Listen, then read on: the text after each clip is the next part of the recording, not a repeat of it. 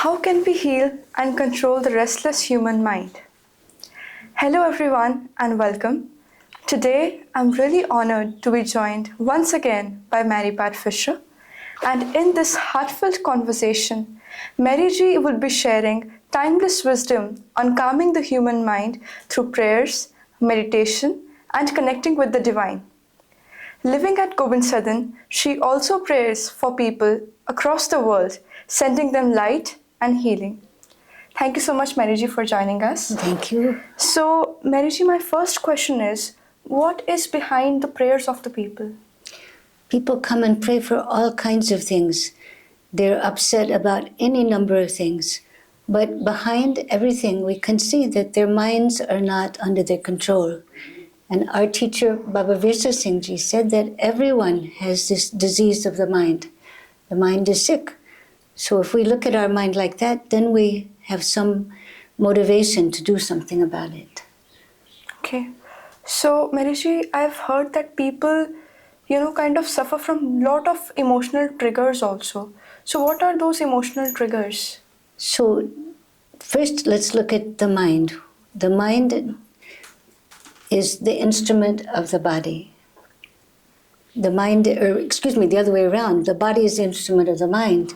So when the mind is sick, when the mind is out of control, Babaji says that the mind is like a wild horse, totally out of control. Nobody's holding the reins. And a wild horse, can run anywhere, do anything, cause any kind of damage, throw you off. So if we're riding the mind like a person on a wild horse without any control at all, anything can happen. People can be upset by any kind of thing that happens in their life. And they can do things like even not only cause damage to other people, hurt people, kill people, get involved in mob violence without thinking clearly, but they can also turn their upset mind against themselves so that they're doing behaviors that are self-destructive, like self-harming. There's a great epidemic among young people all over the world, apparently, of like cutting themselves and harming themselves in other ways. Some people even try to commit suicide. Their mind is so upset. They may get involved in drug abuse. They may abuse alcohol, get into all kinds of bad habits. There are any number of ways that people can harm themselves as well as society when mind is out of control. So then you asked about emotional triggers. The mind is out of control, and what's controlling the mind? Our emotions, which are also not under our control. We feel all kinds of negative emotions, like anger. Very prevalent is anger, depression, deep grief. If we've lost somebody, of course, there's an emotional response to that. But we have some control even over such a difficult thing. People are jealous, they're greedy, they're proud, they feel that only they have the truth and nobody else is right. They feel insulted, so they automatically are on the attack. So there are all sorts of emotions beneath our thoughts that trigger the thoughts which lead to violence against ourselves or violence against other people. Some people, if they're feeling really out of control, they just isolate themselves. They don't see anybody else because they know if they see somebody else, they'll fall apart. They'll hurt themselves or they'll hurt other people. So they just keep to themselves, which is a very dangerous situation. So many things happen in our lives. People insult us, people attack us, but we don't have to respond to that. We have a choice. So this is where spiritual teaching comes into play. So, Mariji, a lot of people, especially the youth, they watch a lot of violence on TV, on social media. So what is that? Does that influence their behaviors? Oh, absolutely. We have such poor models in society. We don't see many models of controlled, peaceful, happy mind.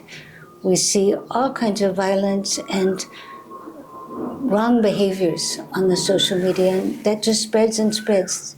That's what becomes viral. Being a good human being, positive messages typically don't go viral. People, for some reason, are attracted by sensationalistic things. So people are putting all kinds of most ugly, most so antisocial, most self-destructive content on social media now. And if people allow themselves to watch these things, it's very hard to get them out of the consciousness. They stick in us and they affect our thinking. People get so accustomed to seeing violence that they can do violent things without any sense of guilt, which is extremely dangerous. All the prophets, all the spiritual teachers of all religions have warned us against harming anybody. Violence is forbidden by all religions, all prophets. No prophet ever told us to hurt anybody. And they certainly never told us to hurt ourselves. So the social media are playing a very negative role, whereas programs like yours can play a very positive role in helping people to reorient their thinking, because it's all a matter of control of the mind. Many people say that they are the victim of black magic because it has become very common nowadays, performing black magic on someone. So does it affect us? And if it does, then how does it affect us? Unfortunately, there are spirits, there are different realms that we can't see. And in other realms, I can't see them, but I know that there are other entities, whatever you want to call them, that can play a negative part in your emotional and mental life. People who are vulnerable to evil spirits can get all kinds of negative messages, either to hurt other people, to get a gun and go out and shoot innocent people, or to kill themselves. A person may, for instance, get this voice that they keep hearing saying, "You're of no good to anybody, your life is finished, you don't need to live anymore, you have nothing to offer. So life is painful, might as well leave, just kill yourself and be done with it." But of course, suicide is no answer, because God isn't happy with anyone who takes their precious human life. It's given to us as a great gift to use in a positive way for the sake of God's mission.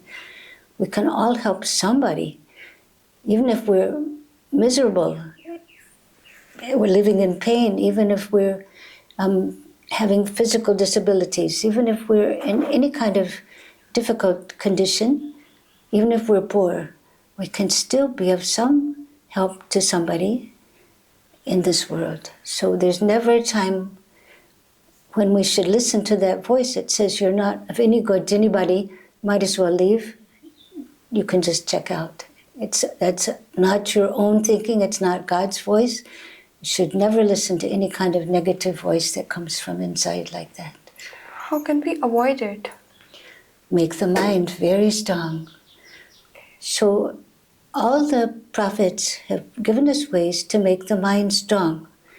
It's very important that we should pay attention to their messages. And the most important method is meditation. Because if you meditate, you begin to discover what's in the mind.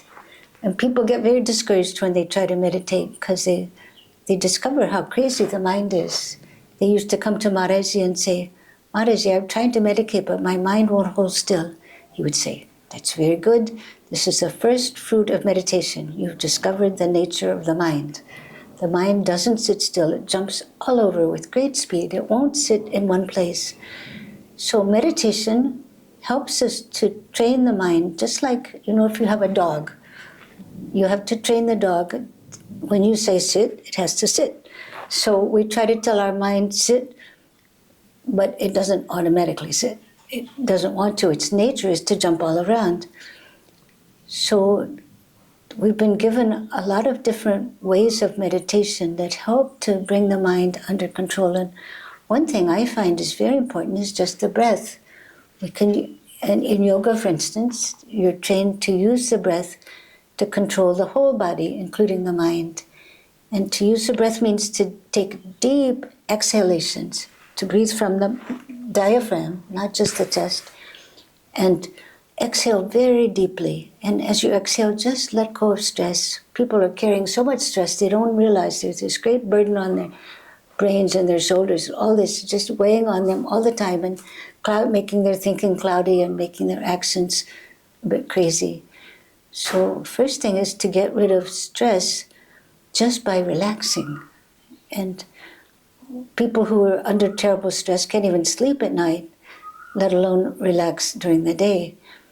But you can, during the day, you can sit comfortably and exhale very deeply and inhale normally a few times, maybe 3 times only. But exhale until everything is gone. And as you exhale, just let go of all of that, all the thoughts, all the physical tension, all the emotions, all the worries. And those who are spiritually oriented, we can turn them over to the one we trust, the one we love. Turn them over to God, turn them over to Guru, to whatever deity you most love. And they'll take care of it. They'll just empty the trash. So in meditation, we also can use a mantra to make the mind focus in one place, because it's all scattered all around. So the mantra that Baba Virsa Singh gave us is Ek Onkar Satnam Shri Vaheguru, which means God is one, God is the reality, wondrous beyond words. And we just keep repeating that again and again, during the day also, but especially in meditation. And that helps the mind to stop thinking about all these other things and come toward one still center. But for me, and probably for other people also, even that's not enough. Use the breath to begin to physically relax. Also sit up straight so that you're not sort of slipping into usual wrong thinking. Sit up straight, and also the energy in the body will travel in a straight line up the chakras and help you to focus the mind. So sit straight, exhale deeply, say your mantra, whatever it is. There are a lot of mantras in different religions. Ours is very powerful for us, but others are mentioned in many scriptures, and they're all probably very powerful. Whatever works for you is the thing. But then, for me and for other people, the most helpful thing is to concentrate on the form of God which you most love. But because God, we can't concentrate on God. God is the spirit which is pervading everywhere, that force that we can't see at all. It's real. We can't see it, we can't grasp it, we can't understand it. So how can we focus on it when it's diffuse? It's inside us, it's outside us, it's everywhere. If we try to concentrate on that kind of thing, we may be unable to concentrate. I certainly can't concentrate on something which is not focused. It's everywhere. We want the mind to come in to one point of concentration. So for me and for other people, the best thing to do when you get to this point in meditation is to concentrate on your Guru, your Ishta Devta, the form of God that you most love. Or even, in one case, there was a person who came to Maharaj and he said, Maharaj, I'm not a spiritual person. I don't know what to concentrate on. Maharaj said, what do you most love? The person said, my cat. Maharaj said, okay, you concentrate on your cat. And that person did. And he was able to control his mind. He was able to focus, concentrate the mind. So the reason that it's so helpful to concentrate on what you most love is because love is the thing that brings us home, brings us back to that still center where everything is peaceful, full of light, full of love, full of his wisdom, not our thinking, but the thinking of that great one who's doing everything, who knows everything. We're blind and ignorant. If we try to follow our own thinking, which is screwed up by our emotions, we're just going to make so many mistakes. But if we can become peaceful and centered in that quiet place inside, we have access to all the wisdom of the Great One. So it's very valuable to try to control the minds, because we're like puppies born without being able to see, and we're just blind and helpless. We have access to all the wisdom. We have access to the great peace. We have access to that great, absolute, unconditional love. All we have to do is become quiet and let the mind rest in its own home. It's truly wonderful that how meditation and focusing on someone you love, it can be anything, like as you shared, that person focused on his cat. So it can help control the mind and concentrate. It's truly amazing. And some people try to reason with their thoughts. So is it right? Is it the right way to control the mind or not? People try to use the mind to control the mind. Mara says it's impossible. You can't reason with your mind and get your thoughts to settle down. Reasoning, intellectual arguments with your mind will just take you off on intellectual tangents. So don't lead anywhere. If you could reason with your mind and get it to settle down, then psychiatry, psychoanalysis would cure everybody. But just thinking about your problems doesn't help you solve your problems, because the solution is in the nature of the mind, being able to control the mind. Problems are always there. Everybody has problems. There's nobody who's without problems. But we can respond to them in a totally different way if we can control our responses, if we can control our thinking, if we can slow down and pay attention to what in Bible is called the still small voice that comes from within. That's not our own mind. That's not our own thinking. It's different. So if you learn to meditate and actually reach that place where you can hear that, you'll discover it will give you advice, guidance. It's different from your own thoughts. It's a great test, in fact, of the wisdom that you feel is coming from inside. If it's just like your own thinking, it's probably not that. It's not the truth. It's your own thinking, which is worthless. Our thinking is, we can use thinking to pass exams and do a lot of things. But for the important decisions in life, to responding to life, the mind is not our best vehicle. Okay. Can you please share some examples of power of mind? There are so many great people who, throughout time, who've learned to control their mind. In our time, here at Gobind Sadhan, we see one extraordinary example of a person who's able to overcome the situation that he was born into and be totally connected with God and be happy and be peaceful. It's a person who was born so severely disabled that he has only mostly just a head. A little body, tiny useless legs and arms, that's it, mostly just a head. And you can imagine how self-pitying, how miserable a person who is so severely physically challenged would be in life. But I suspect his parents were, may God bless him, loving and supportive to him ever since he was born, because he was born like this. And now he's in his maybe 30s, 40s, something. And so what does he do? He can't even move. He has to be carried from place to place, but he still has a mind. His brain works, thank God. So what does he do with his mind? He praises God. He thanks God. He sings to God. He chants praises of God. And he leads the whole Sangat in reciting name of God. It's so amazing. And he has a big voice. I don't know where it comes from. He has this tiny little body. And the other thing he does is he uses social media for positive purposes. He collects pictures of our teacher, Baba Virsa Singh, and sends them out on social media so everybody can enjoy them. And also messages from Baba Virsa Singh, positive messages that help us be positive in our lives.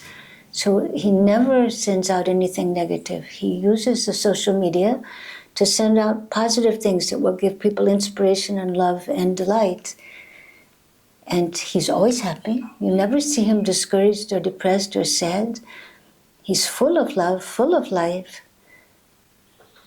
And we can't imagine how a person could be so strong in his mind that he can overcome what for most anybody else would be absolutely horrible life situation. So then another person, similarly, who was slowly physically challenged, handicapped, was Stephen Hawking, the great British theoretical physicist. When he was about, I think, 21, he was diagnosed with an incurable disease of the mind and of the body called a motor neuron disease. And it slowly paralyzed him. He was a brilliant theoretical physicist. And he didn't ever, his whole life, he lived over 50 years with this disease that slowly paralyzed his body, so he couldn't use his body, so he's so slumped over in a wheelchair. And then it affected his speech. He couldn't even, he's a professor and he couldn't talk. And he had all these brilliant ideas coming through him about how the universe works, how physics works. Very deep insights into the nature of the cosmos.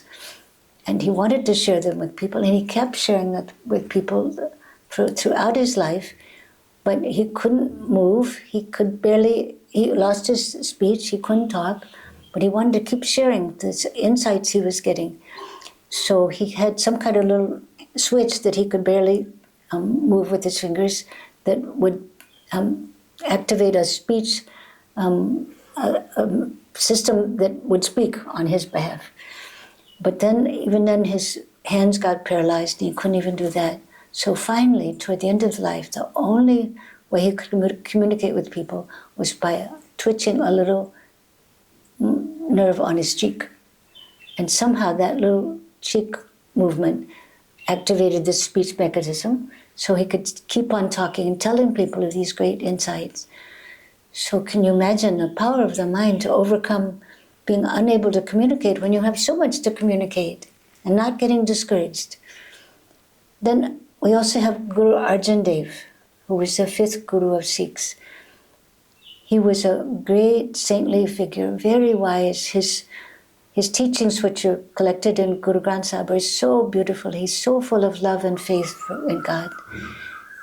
And yet he himself was taken by the emperor because they were jealous of his in some kind of politics. They hadn't done anything wrong, but the emperor arrested him and tortured him by fire, by heat, by all kinds of ways of making him hot, including putting him in a big cauldron and boiling his body.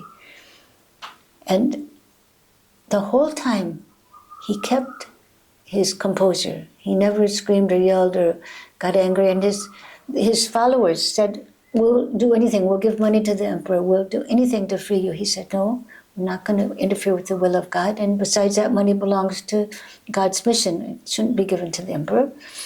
So he just put up with this horrible torture for days and days. And he kept saying, "Oh God, your will is sweet to me." And this is the kind of thing he'd been saying all his life. But at the end, he was manifesting that same inner control of the mind to turn toward love, to turn toward God, instead of paying attention to the worldly circumstances. He totally overcame all the effects of the worldly situations he was in. And that's how he died, still calm, still peacefully controlled. He asked for permission to go to the river, and he somehow, with totally blistered body, got into the river and then left in the river. So there's so many examples. There's another one, Mahavir, the guru, the teacher of Jains. He was the son of a king like Buddha, and he left the life of a prince to wander as an ascetic, trying to perfect himself, to get control over the mind, to discover perfection and truth inside. So he became so oblivious of things going on around him that he would just sit in meditation or even stand in meditation, and people would throw stones at him, throw soil on him, insects would bite him, crawl all over him. the officials didn't know who he was. They didn't know he was the son of a king. So they would arrest him and abuse him. But he just kept, for 12 years, he put up with all of this, whether it was very cold or very hot. He didn't even wear any clothes because he was so oblivious of the physical condition, until finally he got his enlightenment, and then he began to teach. And his mental control and his teachings were so powerful that he had hundreds of thousands of followers. And he was teaching, what was he teaching? The three basic things were ahimsa, means non-violence, non-attachment, so that his followers, his nuns and monks, they didn't have a lot of clothes, they didn't have a lot of possessions. Whatever they had to carry with them. So just a few changes of clothes, and that's all, and a begging bowl. And also relativity, understanding that our point of view is only one of many possible points of view, that nobody has hold of the whole absolute truth. So you can't get into an argument with people if you're not defending your own position. If you have a sense of relativity of truth, you can listen quietly as everybody gives their point of view, and you can accept that maybe they're also right. So this is a great teaching for vanquishing the ego, which is one of the worst triggers of our negative thoughts and emotions, is our ego, our sense that we're right and everybody else is wrong, or that we have to protect our own self. So these are some of the great examples we've had, in historical examples.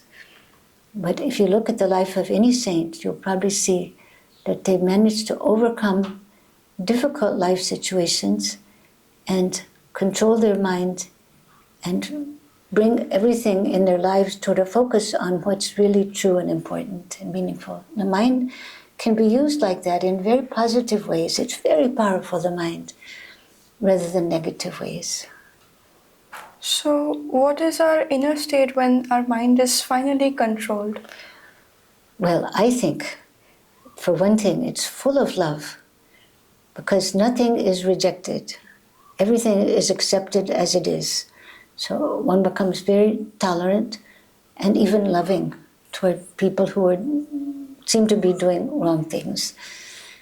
Doesn't mean you have to accept their behaviors, but you can continually love them as a fellow human being. So one thing is great love, absolute unconditional love. Another thing is inner peace, that all kinds of things can go on around you, but you're still peaceful and happy and not thrown off balance, not upset by the things that go on. You can see, well, this is happening, this tamasha, this drama is going on, but it doesn't affect you at all. You can just see it as it is, instead of having, it's like being in clear water. You can see all the way to the bottom, you can see everything clearly, as opposed to being in muddy water. Mostly our mind is full of murky water and we can't see things clearly, but if you really have gained control over your mind, you can see everything clearly without having a filter of your own ego or your own emotions or your own negative thinking in front of you when you're looking at life. So you see life clearly as it is. Doesn't mean that life is perfect, but you have learned to accept and deal with situations in a much calmer way. And you also, you don't react to things. We mostly impulsively react. Somebody says something insulting to us and we impulsively get angry with them. But you don't need to react at all.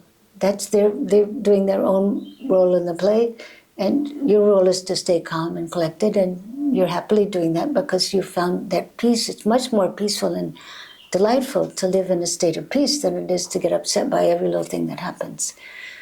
So then, because you can see things as they are, you can see that other people are suffering. Instead of being upset by their attacking you, you can have compassion for them. You can see that they're not happy, so they're projecting their unhappiness and throwing it out at you and trying to satisfy themselves in a negative, twisted kind of way by making you feel bad. But if you don't feel bad, then you don't slip off your base, you stay calm, and you can have great compassion for them. You can pray for them. Maharaji and Jesus always told us to pray for people who attack you. And you can't do that unless you have a sense of compassion. So, but the great thing is, if your mind can be controlled, you're not being thrown all around by the storms of life, and you can be calmly centered, then you can stay in a place of awareness of the great being who's doing everything, awareness of the presence of that one who's wondrous beyond words, who's the source of all light, who creates everything and is creating this whole drama, but offers us the chance to just watch the drama.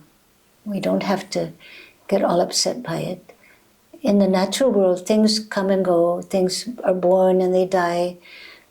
One kind of animal eats another kind of animal. This is all part of the program of that's been created. And you can see that whole drama and yet not be devastated by it. And feel a sense of happiness in seeing the little things. Like if you see a flower, you can be present in the moment and just enjoy that flower. You're not thinking about your cousin who's in the hospital. You maybe visit your cousin in the hospital and give them whatever positive, peaceful feedback you can give them to help them so that they're not stuck in their own self-pity and misery. But still your own mind is not constantly obsessing with the fact that my cousin is sick. It doesn't help them at all for you to be obsessed with anything. And instead, if you are constantly in a state of happiness and peace and joy, you find joy in everything. And you can communicate that joy to other people. They're all depressed and sad and upset. And if you're calm and peaceful and can have compassion for them, they can pick up a little bit of that peacefulness, that calmness, that love, that joy from you, even in the midst of their bad circumstances. So you can begin to pay just by living from your soul, which is the soul is that thing which is eternal, peaceful, wise, full of light, full of love, that follows us janam after janam, birth after birth, keeps going with us, but we keep burying it under all this worldly stuff and all our mental upsets. But we can, if we can just live from the soul level, then our life becomes one of joy and of love and of being always connected with that one who's doing everything. Because it's only with their great help that we can find our way back home and be who we really are. Thank you so much, Mariji, for sharing your wisdom and these wonderful insights. Now, I see that we have so much to learn from the life of the prophets, from the people who have already conquered their mind. As you shared the examples of power of mind, I was truly amazed by all of them. Like, even that person who is, kind of born with that disability is still wonderfully, kind of praising God, singing for Him. Just truly amazed. And other examples you gave, it was too good. And now we see that conquering the mind is very important. Because generally when someone says something to us, our ego comes in between and we behave very impulsively. We start attacking them impulsively, be it verbal, be it non-verbal, be it anything. So we sometimes even become hostile with that person. So conquering the mind is really very important. And thank you so much for reminding us. And until then, stay calm, stay positive, and stay close to the divine. Thank you.